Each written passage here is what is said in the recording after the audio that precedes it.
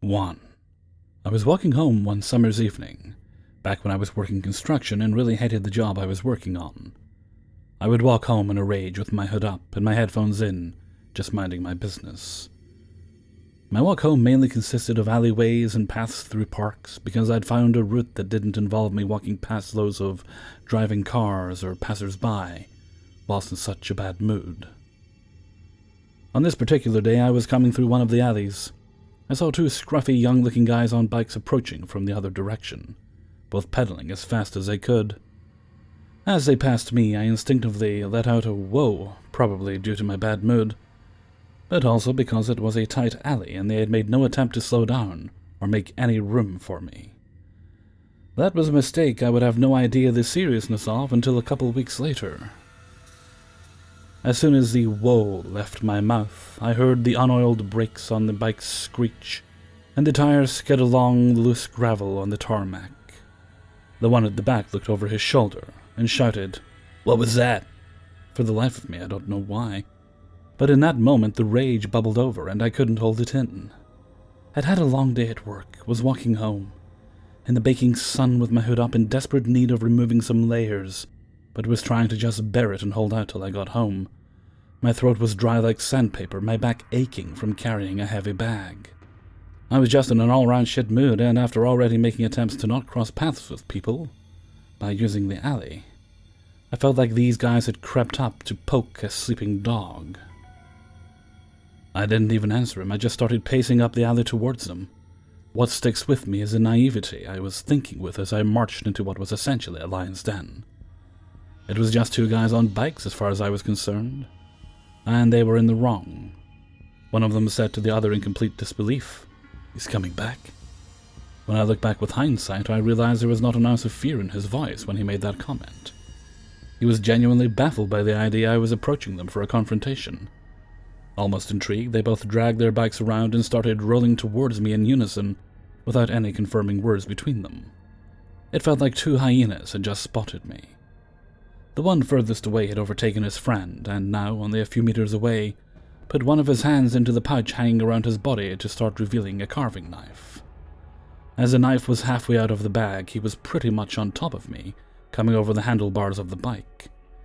It seemed like his intention was to just crash into me with the bike and the knife, jousting style. What I did next was not me being a tough guy. I was in a state of wanting to survive as soon as I saw the knife, and my temper had vanished. I was scared. I grabbed his wrist with one hand and the pouch with the other and just locked up my arms. Instinct within me had done the calculations, and I'd come to the conclusion: if his hand didn't leave the bag, I couldn't possibly be stabbed. I didn't care how stupid it all looked. All I knew is if I had one job on Earth, it's to make sure that hand stayed tucked firmly inside that bag. "What are you doing?" I asked in panic. He just looked back, stone cold, with the same question in his eyes as he was trying to get his hand out of the pouch. His friend had closed in on us and was pulling out his knife, and actually asked the one I was grappling with, "Should I give him the whole thing?"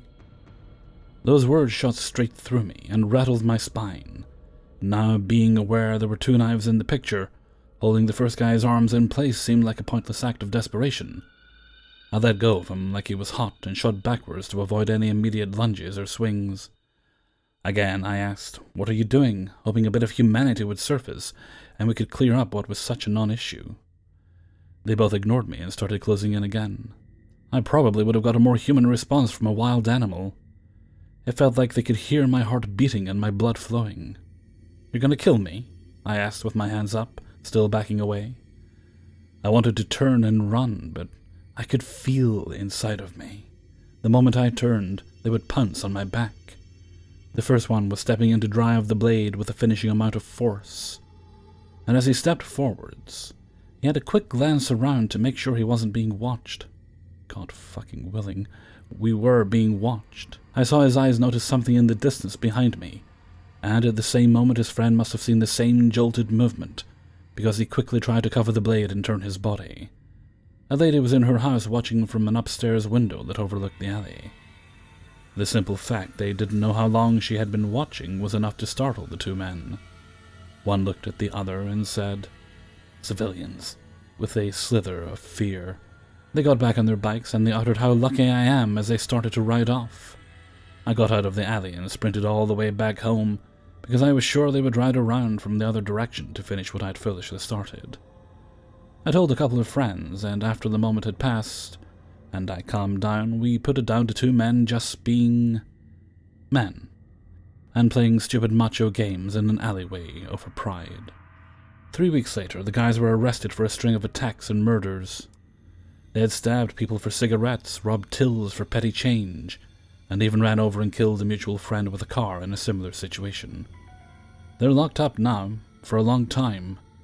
My friends regularly ruffle my feathers for my face-off with the local murderers, and tell me how impressed they are, but between me and you guys, I'll never talk shit to any guy in an alley again. Even if he actually crashes into me, I'll let it go. Life is way too short and unpredictable, and you have no idea what someone is going through. I think about that woman all the time. I'm so lucky she existed on this planet at the same time as me, and listened to whatever voice inside of her told her not to look away or watch from a hidden spot. Her nosiness stopped a killer that night as he was about to swing. 2. I was 16 at the time and going through a lot, as my dad had just been sent to prison. I was living alone with my mother on a not-so-great side of town, and we were both working multiple jobs, and I was also finishing high school via online, so please forgive my lack of better judgment, my mind wasn't working right. Also, side note, I was 16 and I looked it, but I didn't really dress my age. I remember I had a white sundress with red cherries on it that did flatter me well. I don't at all blame how I was dressed for this incident happening. It was a perfectly fine dress, and even if it wasn't, it shouldn't have mattered. So it was my mother's birthday, and I was super excited. I had gone to a bunch of thrift stores and found some amazing gifts for her. I had also baked her favorite kind of pie. On my way home from work, I had realized that I was missing whipped cream for the pie, and decided to swing by a small grocery store I didn't usually go to. Once inside, I made a beeline for the dairy aisle and started perusing my options. "Hello, my name's Dave." My eyes flew up to meet his through the glass door on the fridge. So I pulled back my can of whipped cream as I looked at this man a bit dumbfounded. Dave looked to be in his 50s, a bit on the skinny side, taller than me by about 5 inches, and gave off some major creepy vibes. He was holding his hand out for me to shake. Now I know this is stupid, but without my mind telling it to, I found my body moving to shake his hand. Quickly I muttered, "Hi, I'm Sarah." Thankfully I gave a false name at the last second. Dave smiled at me sickeningly and said, "Is that whipped cream for 1 or 2? My eyebrows went up in shock at the implication, and without thinking again, I responded, "For 2, thinking of my mom and myself. Dave looked all too pleased with that answer, and before he could say anything else, I said, "Okay, bye," and quickly turned around. Without looking back, I decided to wander the aisles before checking out, hoping that Dave would leave. After about 10 minutes, I walked to the register, kind of thinking I had blown the situation out of proportion, as I hadn't seen Dave during all my wanderings. While in line, I felt a tap on my shoulder. "I think you dropped your pen." Guess who? Dave. He was holding the store-branded pen from the counter. No, not mine. I turned to face the checkout and feel determined not to look at Dave anymore.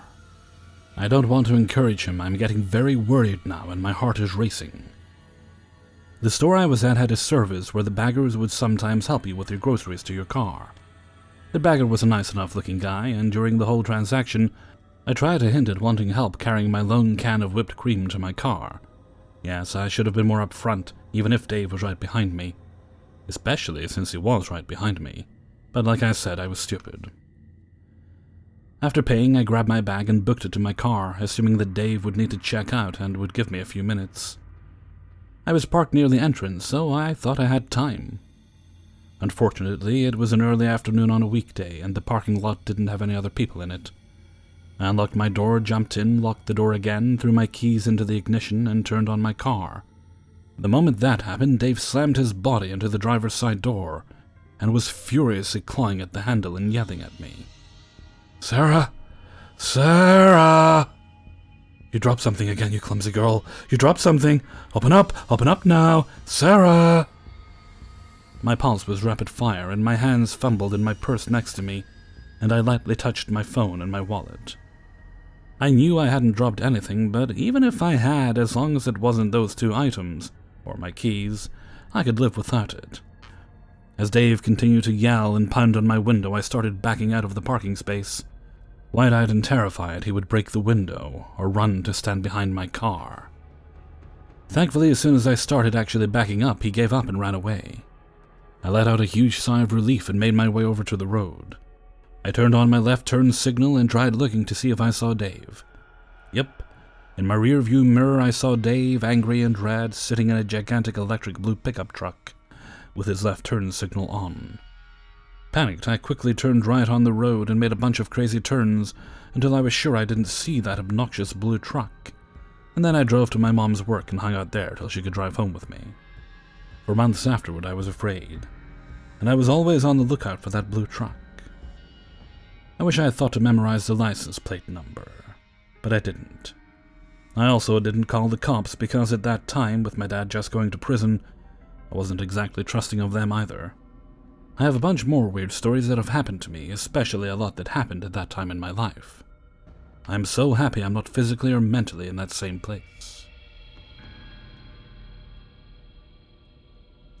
3. So I, 33 female, live at a funeral home owned and run by my dad.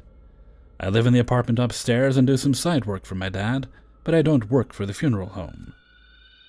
Since I live here, though, I tend to interact with a lot of people who are here for funeral-related things and whatnot.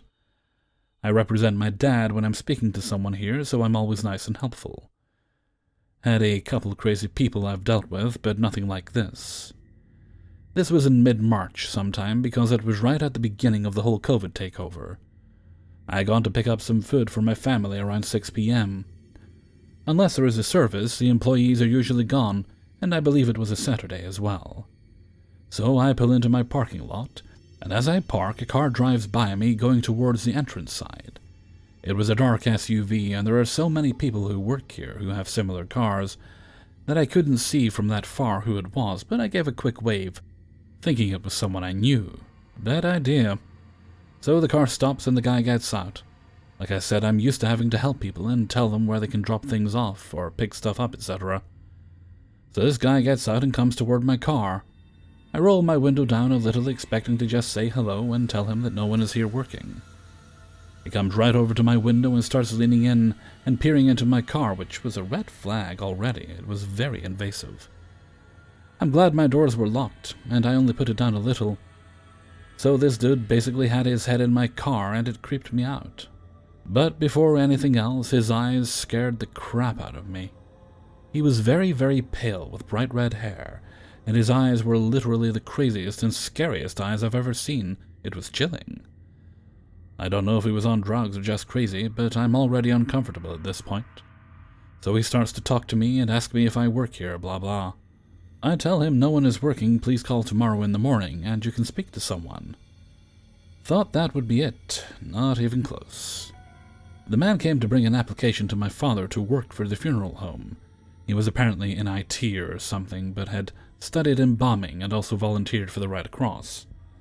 He was talking a mile a minute, and I was so incredibly uncomfortable, but even more so when he started to tell me about how certain embalming techniques he studied included hanging cadavers by their feet, and some other insane sick stuff. He had absolutely no experience in embalming, though. He cornered me in my car for 15 minutes and just rambled. I told him several times, please just call tomorrow morning, I really can't help you. So now I'm sitting here in my car with this insane man outside my car, and I also had food on my seat. He was also looking into my car seat, so he saw it. You would think he would take the hint. At some point I texted my husband and said, come outside now. Thank God he actually saw my text and came out. So he comes up to this guy and he was like, can I help you? So the guy starts cornering my husband also. This guy had absolutely no idea what personal space was, and my husband kept backing up, and he would move in closer every time. I took an opportunity to grab the food and get out since he was outside. When I got out, he started telling my husband and I, this virus is going around, and there are going to be bodies piling up. They're going to need extra help here when there are Hundreds of bodies dead.